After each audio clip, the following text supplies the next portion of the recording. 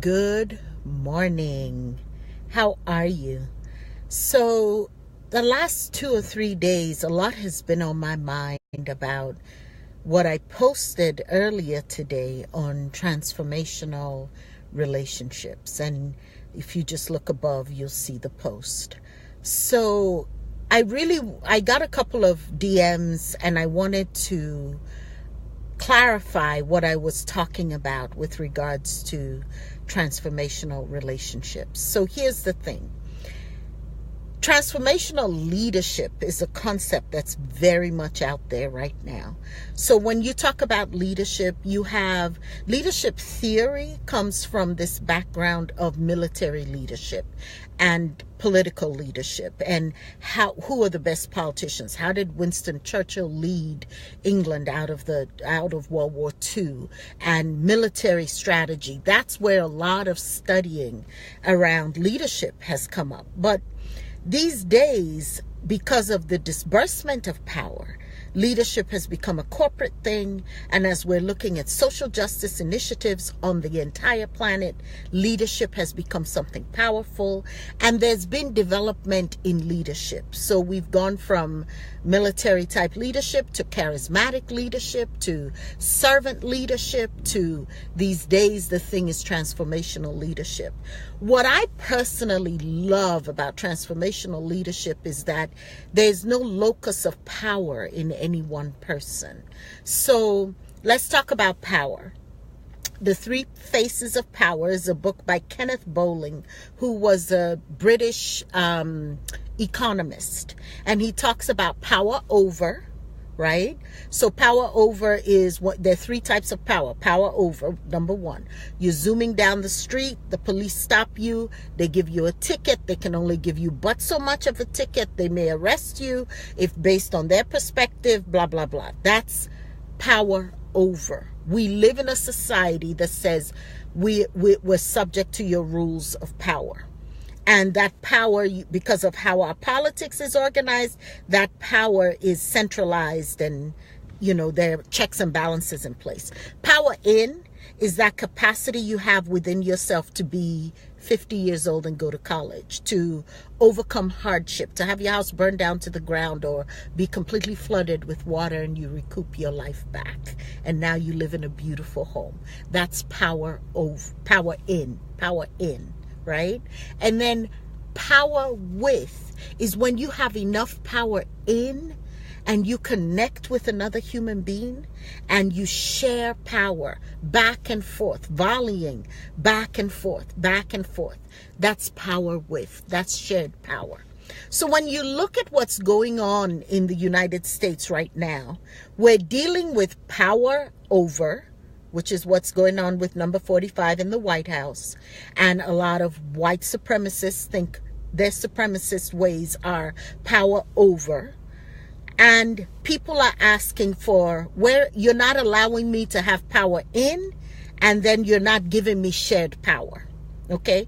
The beauty, the thing I want you to get for you personally, because there's an issue personally, there's an issue in our community, there's an issue for leadership. For you personally, this is what I need you to know. Power in and shared power is infinite.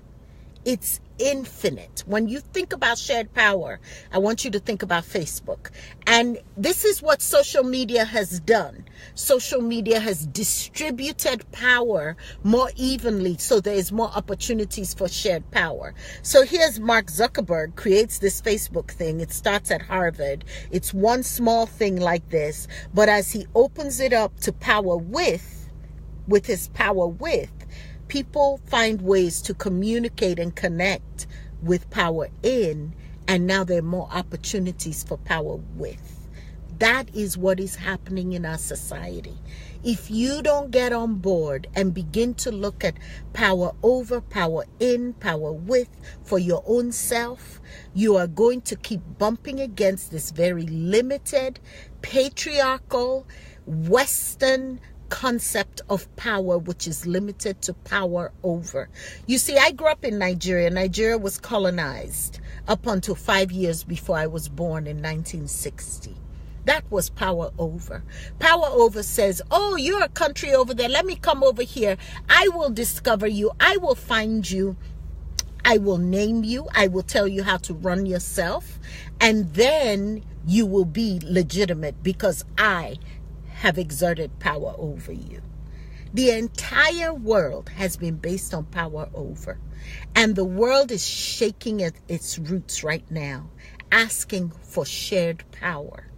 Because you see, those black Africans that were colonized in Nigeria are equally as human as the white people that came to colonize them out of the United Kingdom. So there's such a shift happening in the world, and you're going to miss it if you don't begin to assess, how do I engage with power on a daily basis? Daily basis. How do I look at that checkout person in Walmart? How do I post things on Facebook? How do I relate to my children? You share power with your children, I'm here to tell you. My employees, my audience on Facebook, do I share power with them? Or do I sit here and think I am better and I'm over and I'm going to do blah, blah, blah? No. You can't do it anymore. You will not grow. You will not be the person you're destined to be. You will find failure at every nook and cranny. This week, I worked with a client that was dealing with power issues at work.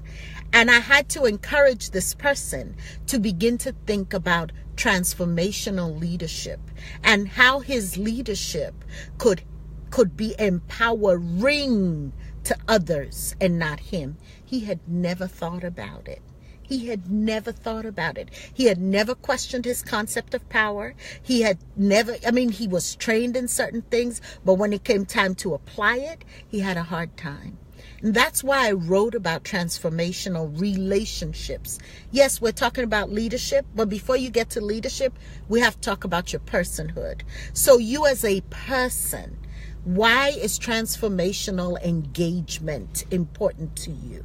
Transformational engagement. You see, I am a woman of faith. That doesn't matter, though, if I don't live it out. And it doesn't matter if I can quote the Bible and the Torah and the Quran and the Bhagavad Gita, whatever, I'm sure I'm saying it wrong. It doesn't matter. If I cannot translate the values I believe in into a living embodiment of who I am, then my being a woman of faith means absolutely nothing. It's just prattle. It's just blah, blah, blah, blah, blah, blah, blah. Same for you. When you say I'm a person of values, this is what I believe in.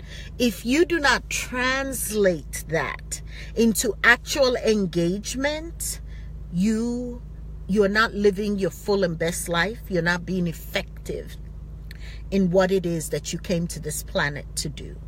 And so my encouragement to you today is to begin to look at transformational engagement. And let's talk about what that looks like, okay? Transformational engagement is first of all, let's talk about transformational leadership. Transformational leadership is two things. I need a task to get done. How do I get people to come along with me to get this task done? That's leadership.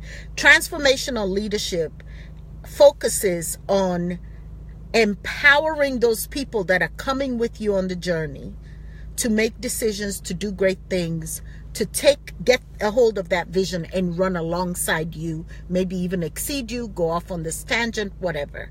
That's transformational leadership. Transformational leadership is about empowering others. So, how do we begin to embody the attributes of transformational leadership so that our daily lives can be filled with transformational engagement? This is where your privilege comes in. When I keep thinking of Walmart. I don't know why. But you walk into the Walmart store and you think, oh, I'm here to spend my money to buy this and to buy that. And so you, checkout counter person, needs to be a certain way to me. That's not engaging with the person. That's not transformational. That's transactional. Transactional is money, goods, let's make it happen, I'm out of here. Now, there are days you have to do that. You're tired, you're busy, it's not your priority, right? But if you slow down and say, check out person, hi, Mary, that's the name on your tag. How are you doing today? Nice to see you. And you engage the person. That's seeing the person for more than just a transaction. That's seeing the person in a transformational engagement manner. When you talk to your children, you pick them up from school. Hey guys, how was school today? What was the best part of your day? Not you being on the phone, chatting away, doing something else. When you call your friend calls you. Hi, how are you? What's going on with you? Asking the other to engage in a deep and meaningful manner, in a way that distributes power and volleys it back and forth in the conversation, not dominating the conversation, not telling the person what to do, volleying information and receptivity, giving and taking, volleying it back and forth in your interaction with the person. That is what transformational looks like. And you get to tell the person, listen, you got this. I don't feel like we have the answers to this issue, but you got this. I think you're amazing. I remember last year when this happened, you were so smart, you overcame the situation. I know you got it. What is the best way I can support you? How may I help you? That is transformational engagement.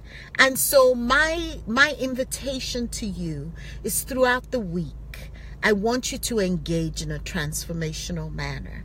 I want you to look for transformational opportunities of engagement. And again, it's not every engagement that can be like that, but even with someone you don't know, it is a very empowering thing. What it does is that it expands you. It allows you to be reflective, and it expands you and your capacity to show up in the world and be a solution. We are going to be known as problem solvers. We are going to be known as people who care. We're going to be known as people who yield results. And that's why it's important that you embody this particular value of transformational engagement. So tell me what you think. Leave a question. Tell me what you think. If you think I left something out, please tell me. And I look forward to engaging with you on this video and others I'll be doing more of. What do you want to hear more about? Tell me. I look forward to hearing from you. I'm so grateful you watched. Thank you. Bye-bye.